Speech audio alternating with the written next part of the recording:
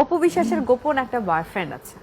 গোপন বয়ফ্রেন্ড ছিল ছিল 5 কতদিন বছর আগে? আমার দাদু মারা গেছে। ও তার মানে বর্তমানে কোনো গোপন বয়ফ্রেন্ড নেই। দেখো বয়ফ্রেন্ড এটা স্কুলে মানায়, এখন এই ম্যাচুরড লাইফে এসে কোনো বয়ফ্রেন্ড মানায় না। কারণ কি কি মানায় তাহলে? এখন বয়ফ্রেন্ড মানে হচ্ছে, দেখো এখন আমি কাজ করছি, আমার মতো করে একটা জগৎ তৈরি করেছি।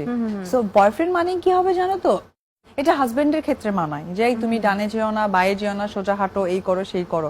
এখন এসে যদি বলে ডানে যেও না, বাট আমি জানি না ডানে কি বায়ে যেও না, 13 বছরের ক্যারিয়ার আমার, এই সোজা হাঁটো না, তুই কোন থেকে আইছিস, উটকা ঝামেলা। আচ্ছা। সো মানে এটা আমার ফিল হয়, আই ডোন্ট নো এটা সবার সাথে নাও হতে পারে। অপু বিশ্বাস কারণে অকারণে প্রায় কলকাতা ছুটে।